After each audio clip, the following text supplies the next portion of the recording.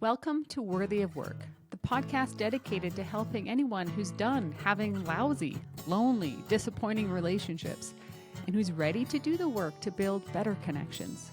I'm Stephanie Rivard, and if you've ever questioned your sanity, wondered if healthy relationships are even real, or wonder if there's anything you can do to attract or create a healthier relationship, you are exactly where you need to be.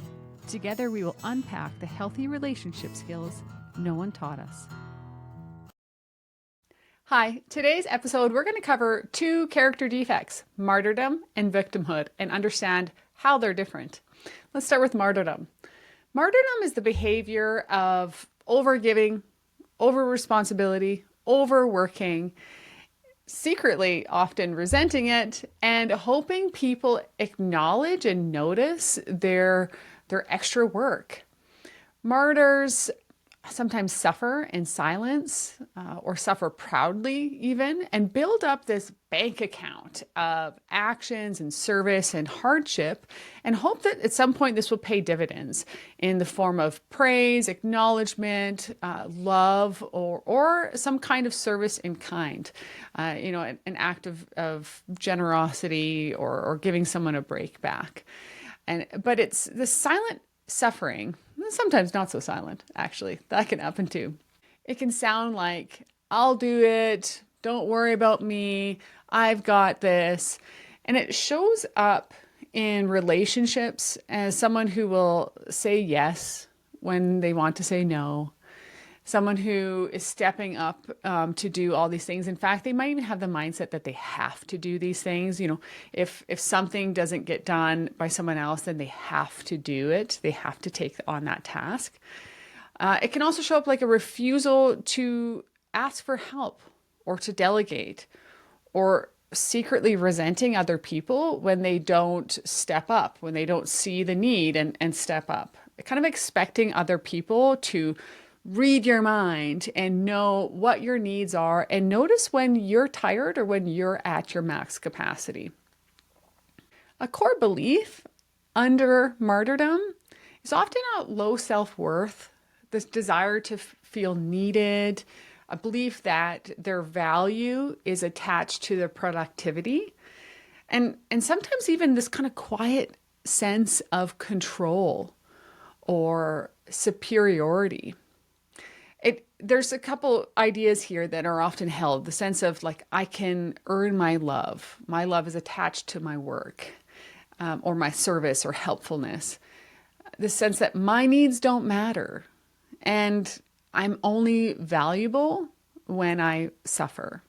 And it's kind of this, it's almost a worship of productivity and a worship of overdoing it, of suffering. So let's contrast that to victimhood. Victimhood is a mindset that like life's out to get them, that everything that's happening around the victim is just further evidence to how life is doing them wrong. A victim is often more vocal. They might enjoy complaining, lamenting, venting about the hardship that life has put upon them.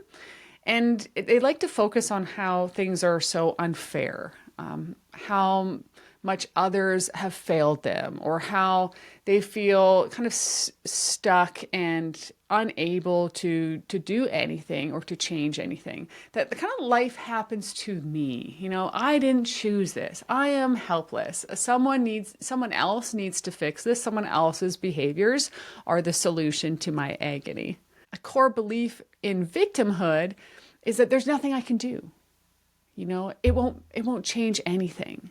And they're looking for evidence to say, see, look, there's nothing here that I'm capable of influencing a positive change. In fact, both victimhood and martyrdom are an expression of powerlessness and a distorted kind of avoidance of self-responsibility, where the martyr won't ask, but the victim won't act.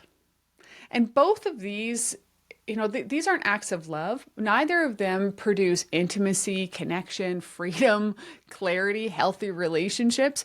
And that's why we are invited to recognize these character defects and see them in our lives and choose, if we're so courageous, to let them go. So let's explore what are some alternatives, if we're not overworking, overdoing it, or feeling victimized by our circumstance. What are we doing? Let's answer that. So healthy alternatives to martyrdom. Let's start with just even a boundary here of I am responsible for my workload. And that can be expressed in statements where maybe I'm going to start declining things and I can learn to say, I'm not available for that right now, or I'm available until 7 p.m. or I am, I'll pop by for an hour, but they're setting limits to how much they're giving, what their capacity is. And this is a self-responsibility that says it's okay for me to take care of myself. In fact, it is my job. If you've listened to my other podcast about self-care, this is my job. And the clarity here is if I want recognition, if I want help with a task, I need to say it.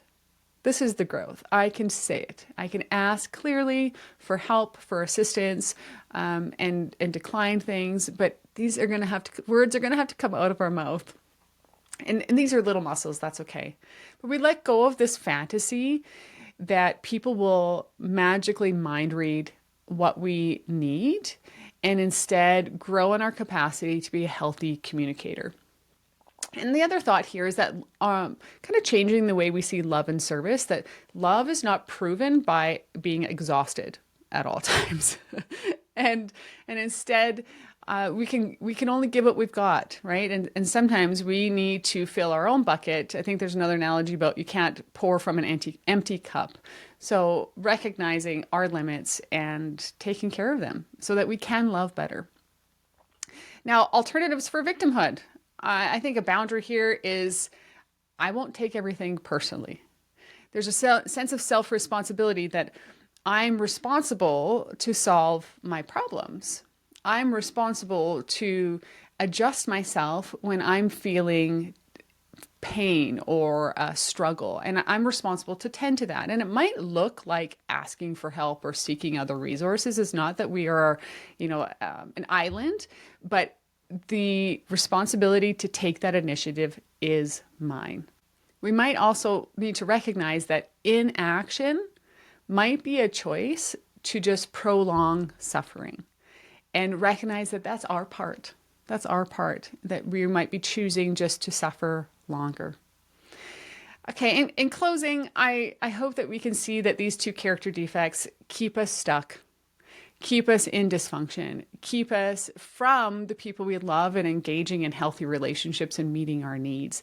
And that victimhood might feel easier for a while because maybe people step up and kind of do a rescue mission, but we're abdicating our responsibility. And martyrdom might feel a sense of security because we're earning our keep, really quite above and beyond. But we can start recognizing what are the other ideas that are beneath those actions. And my worth is in who I am, not necessarily in everything that I do.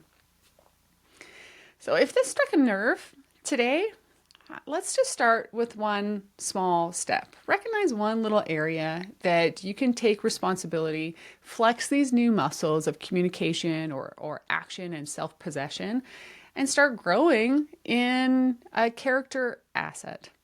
If you're learning to trade martyrdom for healthy boundaries, you might want to check out my free masterclass called Boundaries That Work, where I walk women through how to identify a boundary, communicate it, set, reinforce, and understand the difference between a boundary and a rule. I love this stuff, and I just hope that I can offer it to you in really clear, simple ways that enable you to recognize the areas in your life that need just a little TLC. So I hope today's episode has helped.